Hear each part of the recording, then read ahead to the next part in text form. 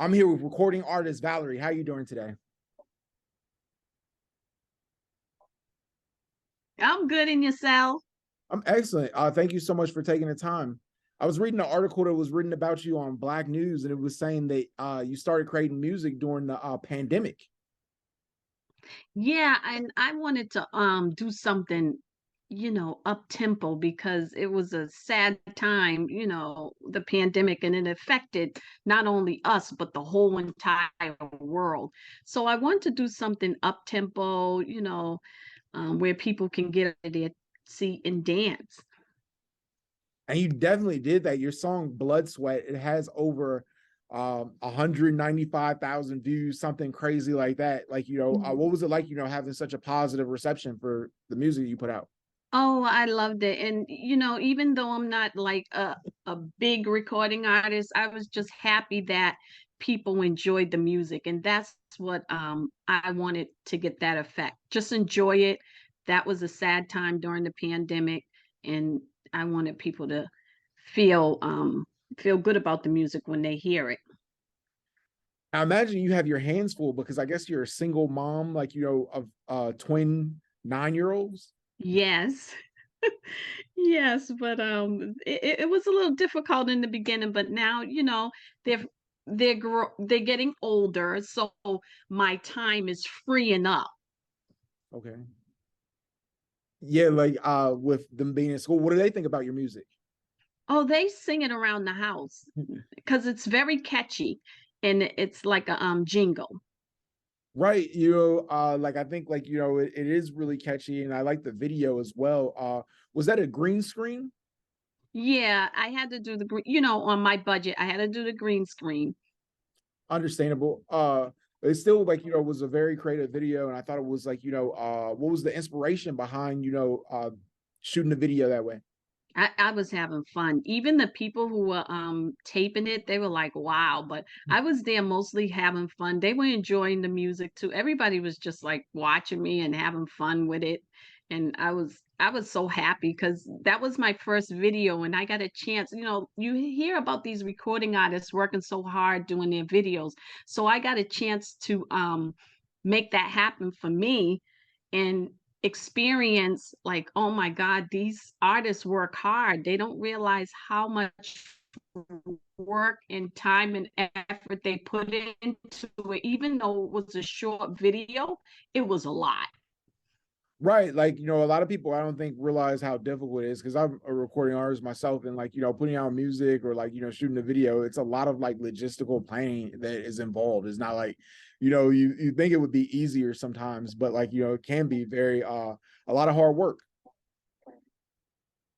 It is because I had to get, work with a choreographer and make sure my moves and steps were on point. And I just went in there and I did it. Definitely. I did. I had fun though. How long did you work with your choreographer? For about 2 weeks. Wow, yeah. Like, that's And a lot we of did, yeah, yeah, because we did it online because it was during the pandemic. okay. So we did it just like this as we're recording our interview. I did, yeah, so it was challenging, but yeah, I did it. No, yeah, like that's a lot of dedication. So like I've never recorded a music video with like choreography, but like I've taken dance classes before because I went to theater school and like dance classes are really challenging. Like, learning choreography is it's a Mm, different type thing. And like, obviously, like, having like to sing a song as well, like, that's the added pressure. Um, it who are some was. of the musical artists that inspired you in the past? Oh, I have so many. And I'm talking from Shaka Khan all the way up to Adele. There's so many artists that are talented out there. Yeah, most definitely. I love Shaka Khan. She's from Chicago. Where are you from originally? Boston. So I'm originally Oh, from Boston. oh, Boston. Yeah, I love Boston. So like I went to a graduate school at Harvard and like I got to Oh, spend you did? yeah, yeah. So I got to spend a lot of time in Boston. I love the city. What was it like growing up in Boston? Especially, that's a city like, known for, New Edition, New Kids on the Block over in Dorchester. A lot of like great musical talent comes out of that area. Yeah, it was. Those are the only guys that I've heard about that came out of, that were successful. And I'm sure there's independent artists out there as well, but I live away from the city now. But when I was growing up, when I used to hear about them, New Edition, I used to always be like, I want to meet them, but I never got a chance to, because they were from Orchard Park, I believe. But Okay. it was challenging growing in the inner city and with the crime rate so high. But I never was the type of person that went outside. I always stayed in Yeah, that's pretty good. until I got older. Yeah, Yeah. Boston's like known for their like rowdy reputation, particularly at like concerts. Like, in the 90s, like hip hop tours, they would like skip right over Boston because, like, like if you go even now, like I went to like a hip hop show like at the Middle East in Cambridge, like, maybe like a couple years ago Oh before yeah. COVID. And like, yeah, it would be like huge, it'd be like fights, this is kind of crazy. Yeah. Yeah, They get rowdy. it gets pretty rowdy. Yeah. Um, so Yeah. did you always have a desire to be a music artist? Yeah, I always had, when you do music, well that's what I always dreamed of wanting to do, and you always want to dream big, but as you get older and like you read my article, kids come and I'm a mom, and so I just keep doing it. Like I'm working on this track. I can't say what it is, but I will put it on my website, and I'm shooting to do another video. So Definitely. Did you get any like opportunities from the success of like, the first music video? No, I just put it out there. It would be nice if I get some more recognition, but I'm just gonna keep doing it and enjoy what I do, and Yeah. hopefully people could connect and feel what I'm going through. And Yeah, most definitely though. But like you have any plans to do like live shows in the future or yeah, it would be nice to get out to some venues. That's another hard work to get your band together and assuring that everyone's on the on same page? point. Yeah, Yeah. So, that's my goal. But for right now, I'm just creating music definitely. and Yeah. You've yeah, and trying to get it up online.